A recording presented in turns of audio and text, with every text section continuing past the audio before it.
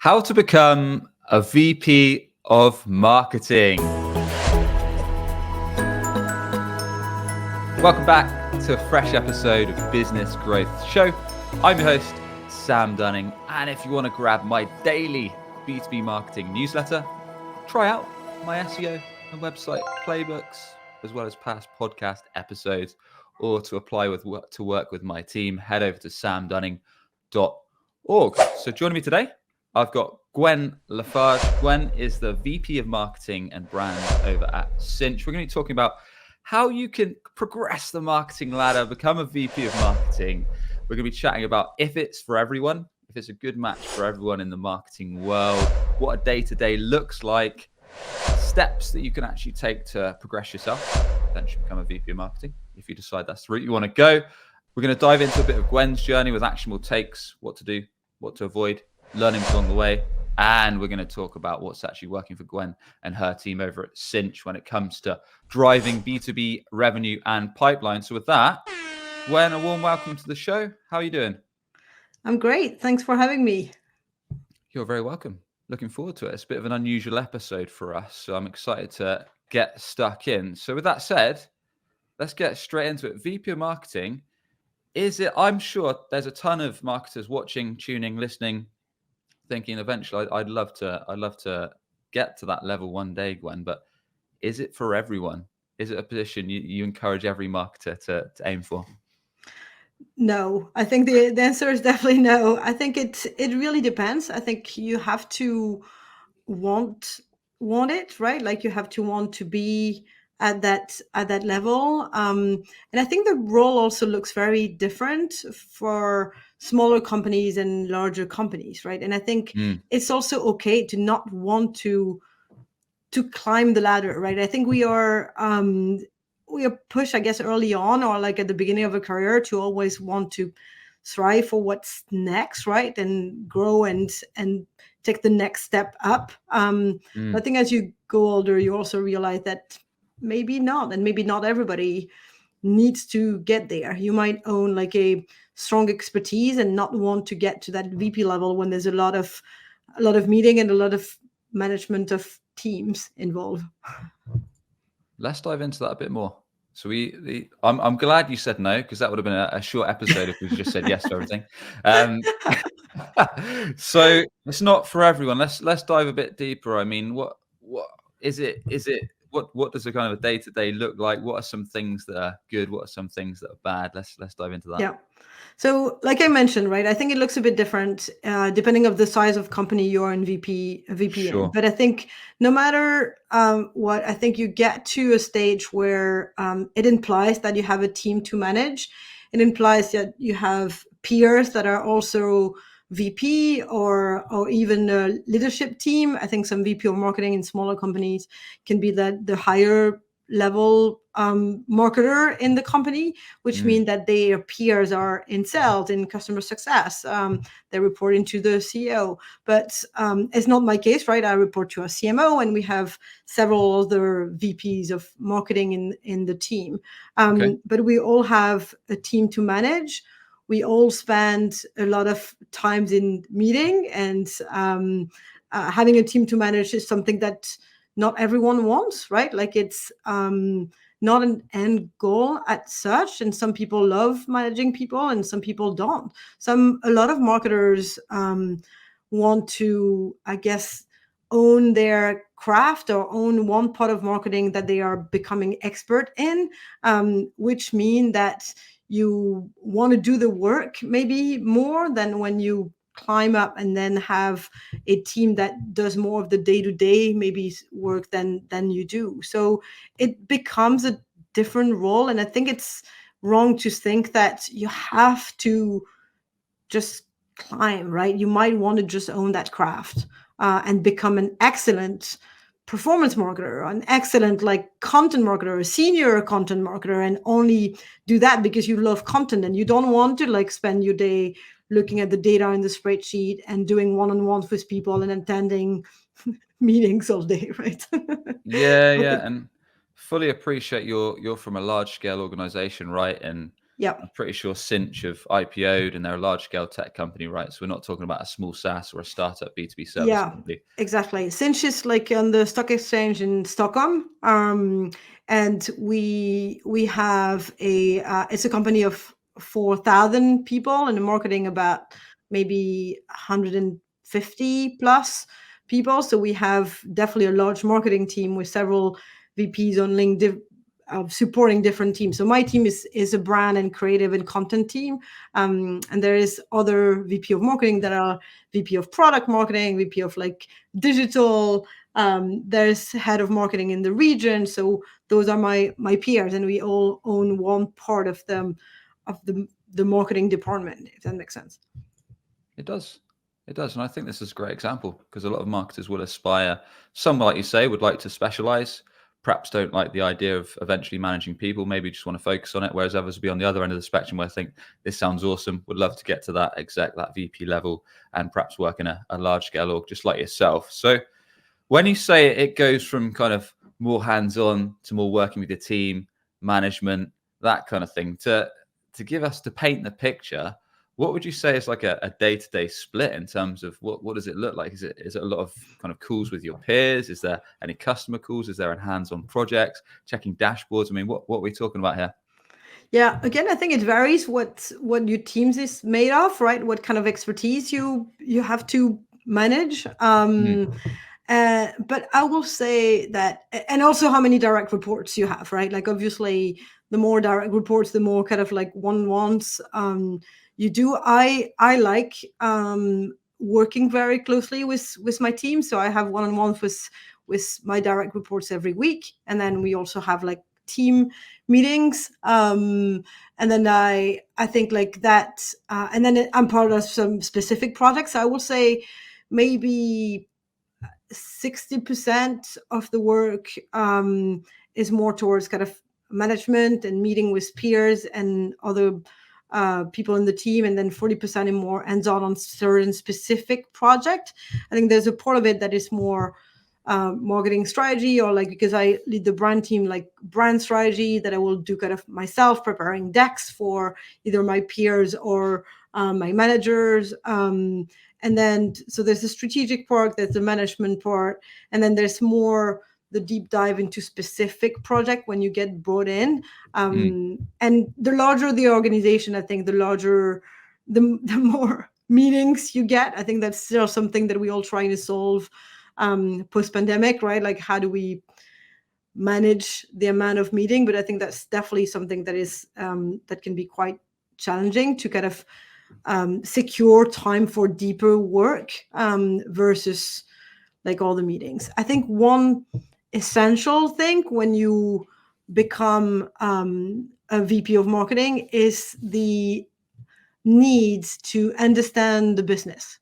So Right. it's like it goes beyond just like understanding your craft and what you have to do for that specific project, but having a better overview and a better understanding of what the business does, how the business makes money, what is expected from your boss, what is expected for his team, so that you understand what are the challenges or what expectation on yourself and your team, right? It kind of like cascade down, but I think you have to kind of have that overview and understanding of what's happening elsewhere than in your team, and not be self-centered and on just your job, right? What you have to deliver, but have that overarching visibility on the rest. And I mean, I've been also because I managed like the brand and creative team and content people, I obviously like have good visibility on that, and my peers might be looking to other part of the business. When you become like a CMO, I think you, especially as a large organization like ours, I think we joke that you do more of the chiefing than the marketing. Right. So so I think it's kind of a truth as you grow in your career, is that maybe you do less of the craft and more of the management of it. Got it. I like something you said just then, Gwen. You said you need a overall understanding of the business, not just to focus selfishly on maybe your tasks for the day, for the week, for the month. Tell us a bit more about how aspiring marketers can put that into play and what they should be considering or actually doing? Yeah. So I think it's a lot of like self-learning, right? And like making sure that you don't only focus on what you have to deliver. So like learn the product. Obviously, again, as a large company, we have a large portfolio, but having a really clear understanding of what all the product does. Also, read like the annual reports, get yourself into the numbers, understand like what's happening when there's like quarterly reviews, attend all of those kind of company meetings to really have an understanding of how the business is doing, what are the metrics that matters, like what growth look like for the company, what are the challenges that the company faces, and also learn the people dynamics. I think that's a really important part on like what are like the who is managing what, right? Like what does like what are the the collaboration that are going on, and like who is pulling what strength, like I think there is definitely a level of, I don't like that word, but politics in a way involved, right? It's more understanding people dynamics in a way of like who's in charge of what and how they work together. I think that's important if you want to kind of know how to place yourself and network. So I think understanding the business for me is like understanding the product, the market, the competitors, the financials, and the people in the organization. Got it. And would you say it's a very stressful role? Like I can say from my standpoint, running a small business is very stressful at times. There's a lot of things to consider, whether that's the marketing side of things, driving new clients, making sure projects are delivered, marketing ourselves, just to name a few. I'd imagine there's quite a few things yourself with managing a team, hitting targets. I don't know if you're certain tied to revenue numbers as well yourself, but I'd be interested to learn a bit more there. Yeah, I think it is a stressful role. It might vary from one person to another. I'm a, I will say maybe a stressed person. Like I tend to be anxious, so I think I'll say maybe all the roles I had in my career were in a way stressful roles, and I think you make them that way yourself, right? I think it's how you interpret it, right? Like you generate the stress, I think, a bit yourself. But yeah, in a way, it is a bit of a stressful role because there's a lot of to juggles, right? And it's trying to define priorities. You have to take some risk. You have to make some decisions. You can not rely on other people to make all the decisions for you. You have to feel responsible for a team and their well-being and their growth. And so I think all of those parts can be stressful. At Sinch, we've been through a lot of changes, and managing change is also something that could be quite stressful because you receive it, right? Like you have to kind of be a part of it. But if you're a VP or if you're a certain level of a career, you also need to be there to drive it, right? So it's kind of understanding what's happening in the company and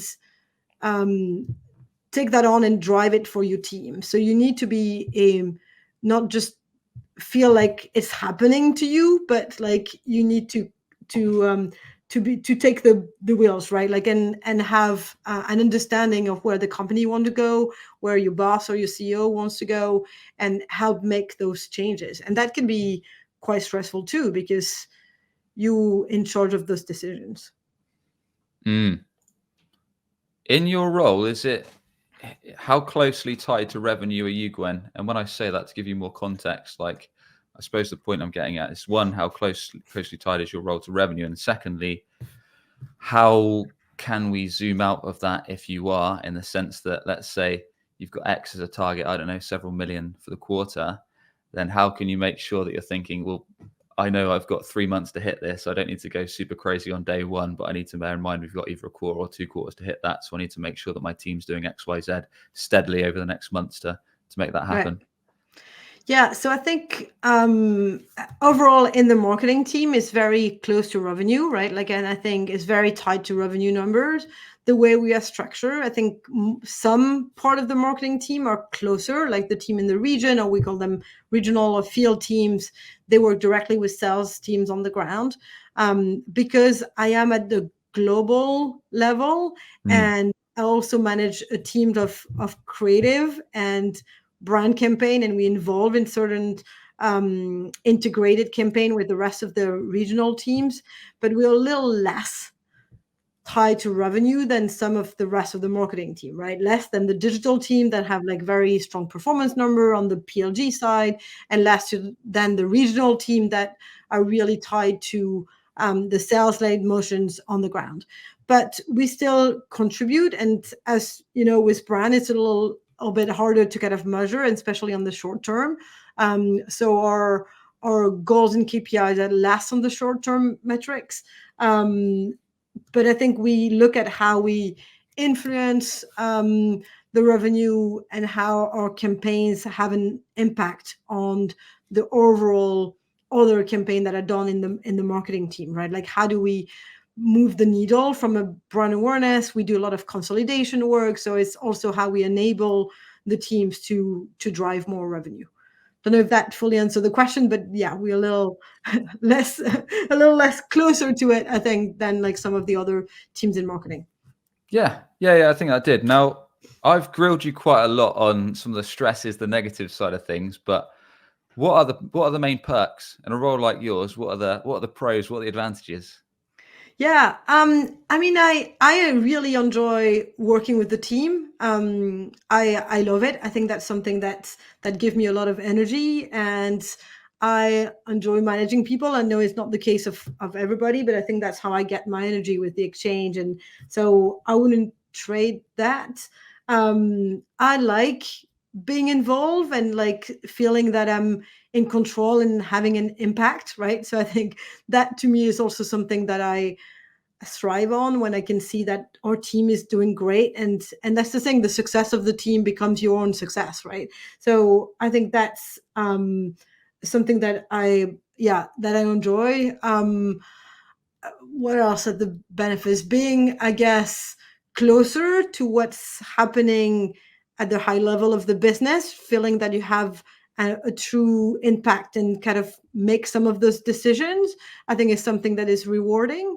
So I think there's a lot of definitely benefits for people that feel like they want to do it, right? But they have to want to do the work. I think that's something that I haven't fully mentioned, but no one's get to like a certain place in an organization by mistake, or I think that's something. I'm not promoting the hustle, but at the same time, there's no magic, right? Like, you have to put in the work, and I think that's something that's, you don't get there by chance. So I think that's something that is quite important. You have to want it, have the drive, push yourself, keep learning, so that you also stay in that place and don't feel that you become irrelevant as your team of experts bring something to you. But I think it's also a misconception to feel that you have to know it all, especially as the team grows and you get very strong expert in your team that will know a certain part better than you ever will.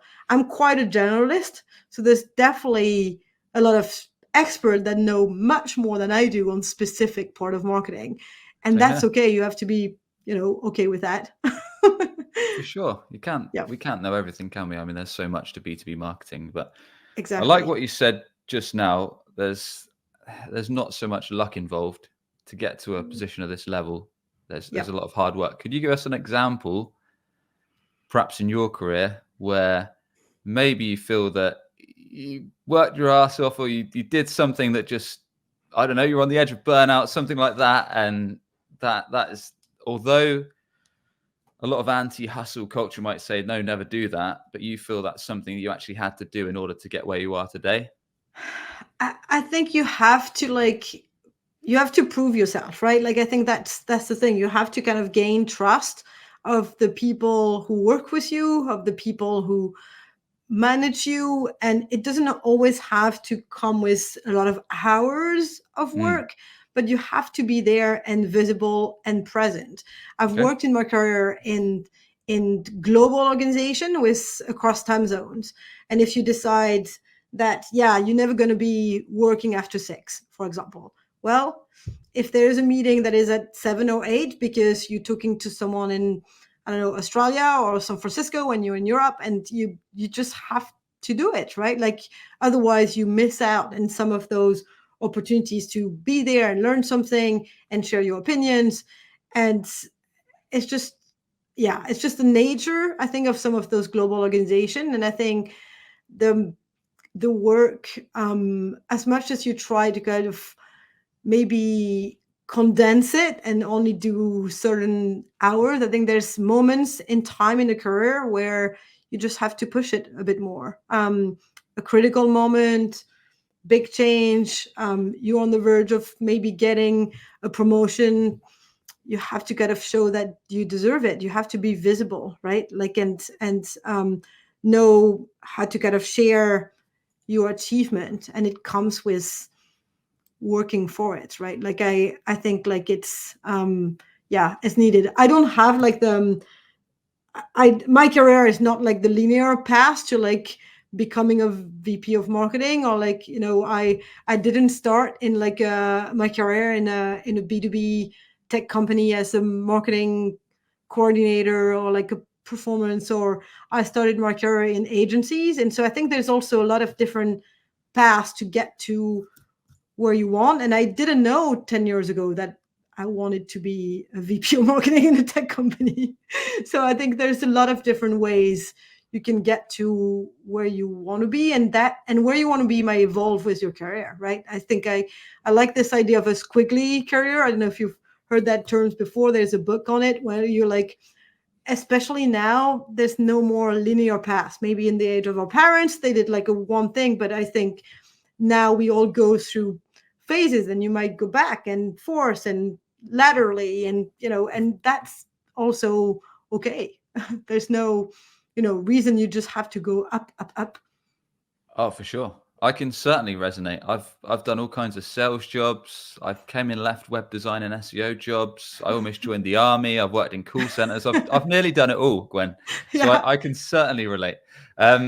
Good. So yeah, it'd be good to dive a bit deeper into kind of how you come about the VP of marketing role, and perhaps any mistakes, any takeaways along the way, because you've ran your own business for a little while as well, right? If I was looking at LinkedIn. So tell us a bit more about how, you don't have to share every role, but some of those key roles that you had perhaps up to the tipping point of where you thought, actually, I'm going to go for VP of marketing, and maybe any gems along the way that we can dive into.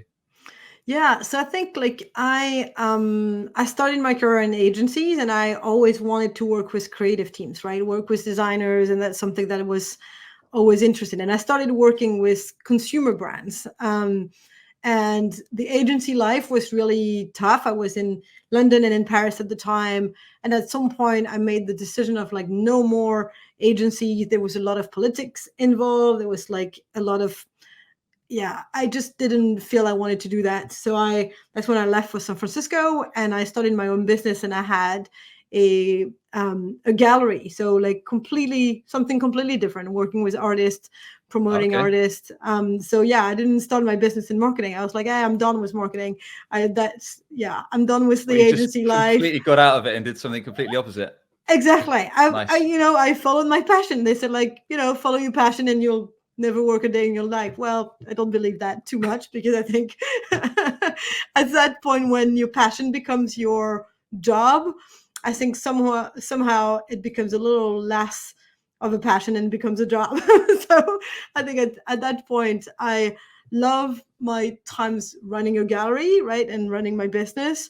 But that was also really hard work, and it was tough, and it was just not compatible with like the balance, the work-life balance that I wanted at the time. I had a baby, and I was like, yeah, this is not going to be working out, because I had like a physical gallery. I was working weekends and evenings.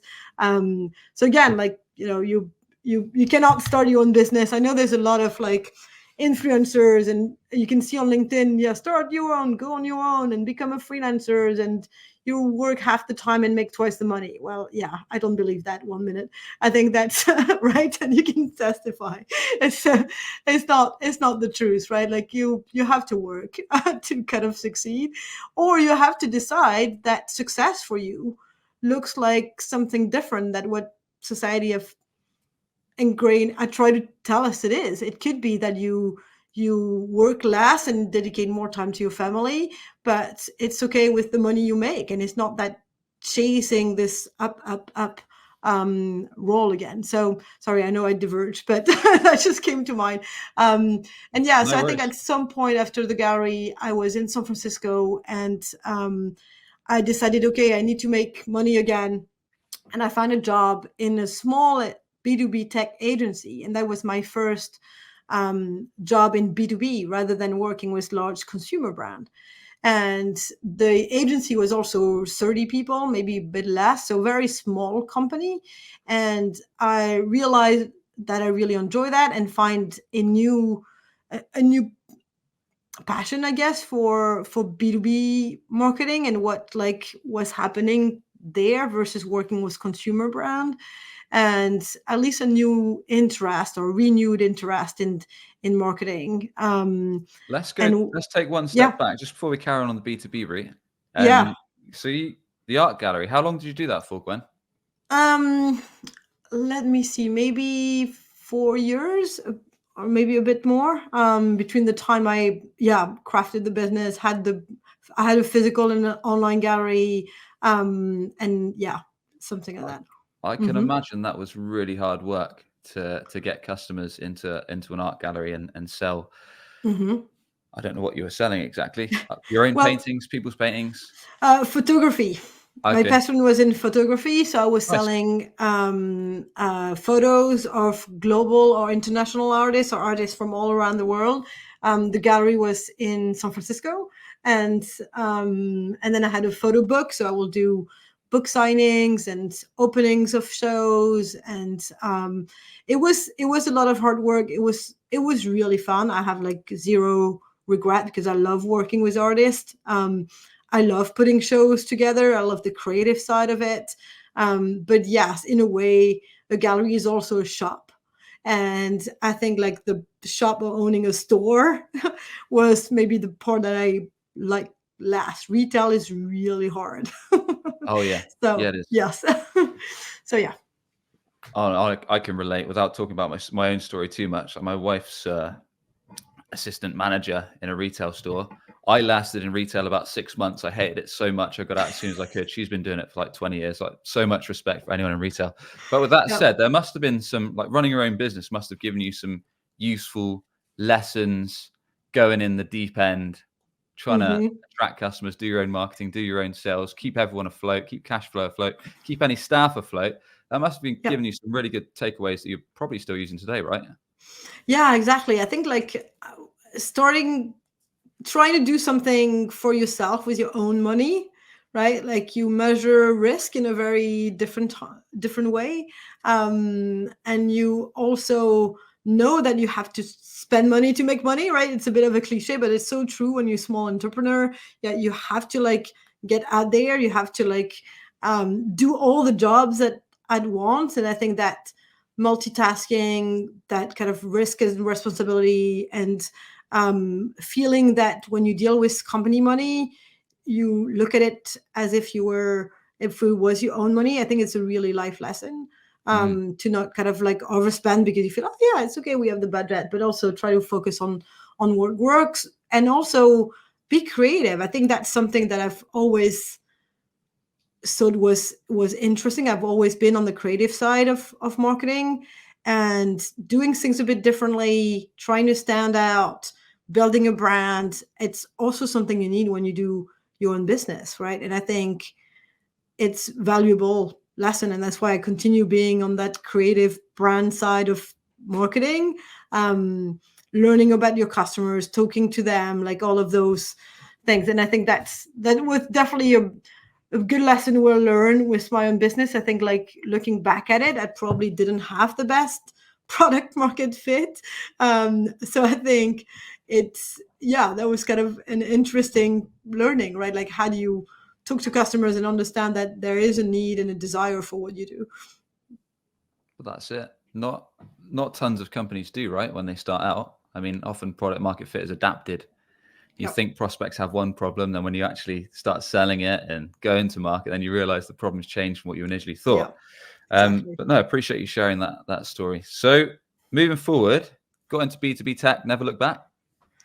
Yeah, exactly. Up until now, I think like I really enjoyed it. I think there is like a great part on like helping B2B company. There's more complexity than selling, I don't know, shampoo or, you know, yeah. So I think that's there's more complexity there in some ways. I love learning about the new technology. I like the variety. I was on the agency side, the variety of the tech companies we were working with and seeing the growth that they were going through. I think that was fascinating.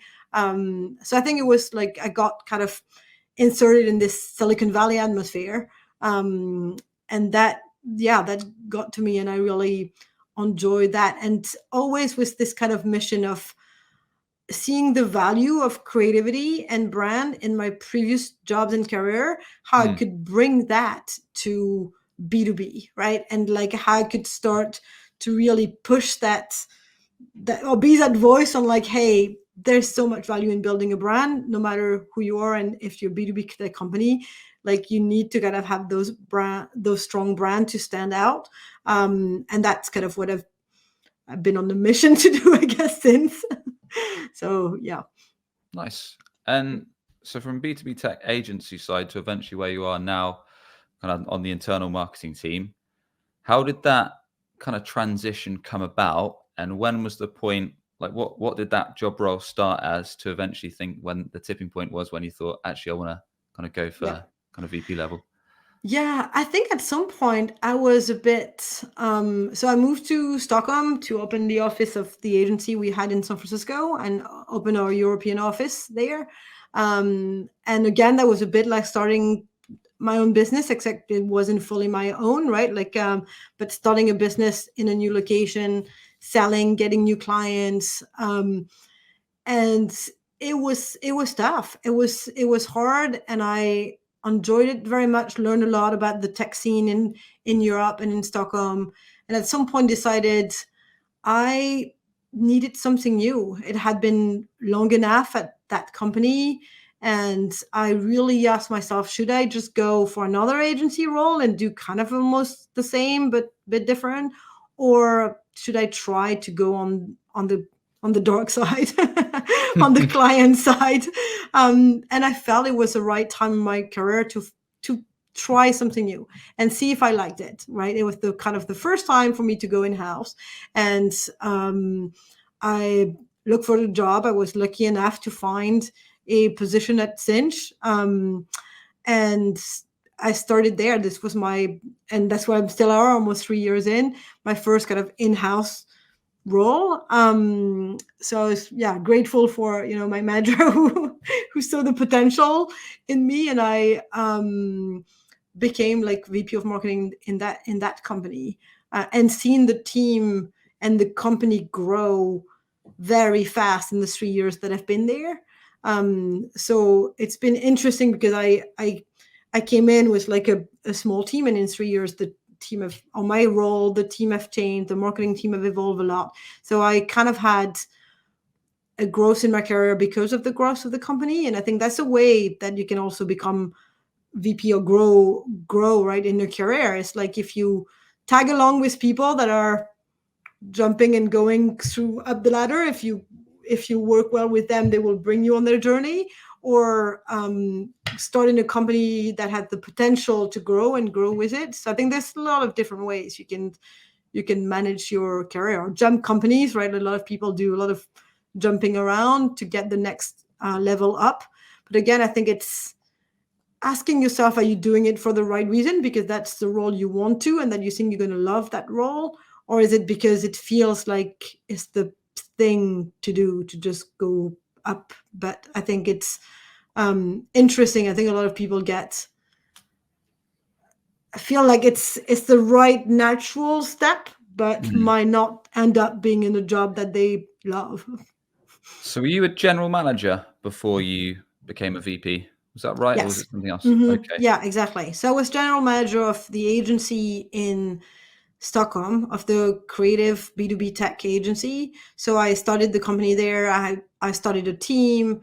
I found the business, and then I become VP. Yes. Got it. How did you know that you were going to be good at managing people? I, Oh, for and one, hate it. yeah, and managing people. You never know until you try it, right? Like, and honestly, I still don't know if I'm good at managing people. I'm kidding, but like, I'm hoping I am. But and the thing is, like, I think I'm also not good at managing every type of people, and probably not every type of people in different stage of their career, right? Like, I'm maybe a bit of a hands-off boss, for example. So working with very junior people might not be my best strengths. So I think first you have to like try it, right? Because we're not really prepared for it, right? I think it's almost like you become really good at a job and then you become manager, but you might be really good at a job and not be good at a manager, right? Like, sales is a really great example of that. Like, the best salesman could be a terrible boss, but they could be a really good salesperson, right? Like, so I think it's a different job, and that's something that not everyone realize because we chase the next things up. But I think you have to think about, do I want that role of like managing people?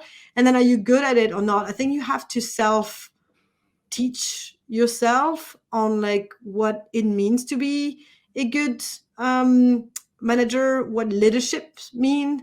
I'm still learning. I think like that's something that you don't stop learning about, and it takes a lot of self-awareness, I think, to kind of enjoy that leadership role and have empathy for people, and know that you don't have to know everything to be a manager, and it's okay to admit that you don't. I like building relationship with the people I work with, regardless of if I'm managing them or not. I think it's how we can do things together, and building collaborations, I think, is something that makes good managers. Appreciate you sharing it. I think that I'm very impatient, so I don't know if I've ever had the patience to manage a team, although I've worked with small teams in terms of designers, developers, SEOs on our own team. I think that's something I'd struggle with, but it sounds like you've got the patience of a god. So I think I don't know about that. I'm not a very patient person, to be Oh, honest. really? But no, I'm not. I like things to go fast, and I'm like, I'm not the most Okay. patient. But I do really enjoy the collaboration when I see people growing and working together to solve a problem. And I think I see that as like, as a manager, you're still part of the team. You might make some of the decisions, but I think you're part of the team, and you work together with the best talent, leveraging all the people expertise. That's a bit more the way I see it. But no, I'm not the most patient person. That's why maybe working with like some of the more junior marketers might not be my strengths. But I think it's like, being enjoying that collaboration is essential, and enjoying seeing people grow and how you can help them is something you need to embrace, right? You need to like that. And I definitely love when I see people in the team grow, and when I can push themselves. I push myself a lot, and I push others a lot, and I think that's also not maybe for everyone, but and I think that's what you need as well when you're a manager, right? Like being able to push people. You've got to get results, right? Yeah, I mean, if exactly. you've got targets, if you're not encouraging and helping your team hit that, Yep. like, what's the point? And there's different ways you can do it in a nice way. I think that's the other thing, that like, you not every manager are the same, and you can have some that are very directive, and maybe like, and you can also do it in a very, very collaborative way. I think having worked in Sweden, I've definitely taught me different style of leadership, which I'm still embracing. It's a very collaborative style, which I think is actually really good. You get the best of people when they're happy in their role, right? And rather than managing with fear, or so I think that's something that I like embracing and find joy in. What do you think? What would you say were the 2 or 3 skills that you had to develop along the way in order to think you're ready to get a VP of marketing role and actually gain it on that interview? For example, what you had with Sinch when you nailed it and secured the role. I don't know if there's skills, but I think that I mentioned, because skills to me are very much into or maybe soft skills, maybe more than like the hard skills. Call it learning, if you wish. Yeah, exactly. I think the ability to make decisions, I think is an important one, right? Like the ability to make this decision fast and giving like a clear direction to a team is something that you have to learn, like managing up, and this kind of like idea of learning again the business. And I think it's something that I've learned is very important as well. Collaboration and developing those collaborative approach with people within the company, so that actually people see the value and enjoy working with you. I know they're saying you don't have to be someone that people like, but you have to be someone that people recognize, achieve things and make things happen. So it's like how you push yourself and push others to make things happen. What are some of the other skills? I think like networking and visibility, I think, is an important one for someone in-house as well. It's like learn to share somehow your achievement, and you need to be visible to be considered. And I know it's a tough one because there's some amazing people that might never get that promotion, or like because they're not good at networking. It's a tough one, because I think like you would want to promote the best people, and some that are more introvert might not be as good at like networking and promoting themselves. But I think it's something that is quite important. Last one before we wrap things up and talk about what's working for marketing today to drive pipeline at Sinch. For the actual interview itself, I'd imagine that's pretty tough. I've never interviewed to be a VP myself. I'd imagine several rounds, quite competitive, going against a lot of other people, quite a lot of stuff to present, answer. What was yours like? Was it tough? Yeah, I think it's I joke that I a bit fell between the cracks. I think I will say yes. In general, yes. And some of my colleagues who started at the same time, they had like really a lot of different interviews and presenting stuff and going through a lot of different rounds. I took a risk when I went from the agency to in-house, where I came in as a replacement of someone on maternity leave. So I took on a replacement job that was, I think, a year.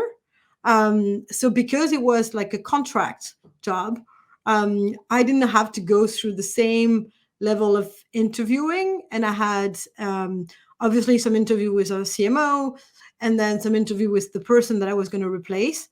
And we hit it on straight away. And I had some relationship or some discussion with this company before. When I was on the agency side, they were a prospect of mine. So I had started to develop I had started to know some people in the company before. I had never managed to get them as a client, but they were still a prospect. So they had seen me, I think, like presenting with the agency, and then I had a couple of interviews, and it was for a contract. So I didn't go through a very tough process, but after the year of contract, they kept me on. So I guess I did prove myself on the job rather than through a lot of interviews. So in a way, I got it like, again, there's not one path. There's a lot of different ways. Would have had the same type of job, now if I had apply, for a VP of role and go through all those interviews. Who knows? I don't know. I will never know. But yeah. I like the tip. In short, we're saying don't go in cold. Go for, if you can, build a warmer relationship before you need to go to the interview. So then it's almost a hack, right? Isn't it? Because you knew contacts there, they trusted you, they knew you, they probably connected you on LinkedIn, seen your content, all that good stuff. Exactly, 100%. And I think that's like what LinkedIn is about as well, right? And I think when you look today, right, at all of those jobs out there, and the market is quite hard, and there's a lot of marketers looking for jobs, and there's basically so many people applying to any marketing job, I don't know, hundreds of people. I'm not sure it works until unless you really have some relationships with people in the company. And the networking to me is essential, knowing someone there. And that's why LinkedIn plays a role, right, for job seekers. Love it. Appreciate you sharing. Last off, let's wrap this thing up, Gwen. Just curious to know, you run the VP marketing and brand side.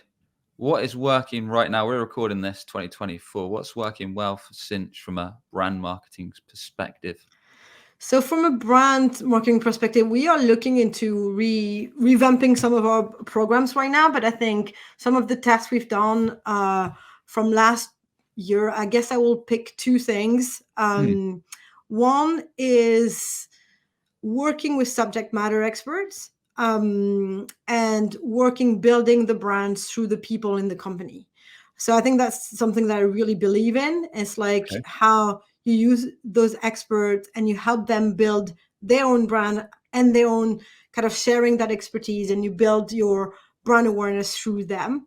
So I think that's something that I believe in, to call it like employee advocacy, but not like the canned LinkedIn post that you share with the entire company that they go and repost, right? Like working with some of those experts or your C-level, right? Like your exec team, to have them build that sole leadership and gain the trust of the market through them. I think that's something to me that is important, that all companies, even B2B, definitely should do.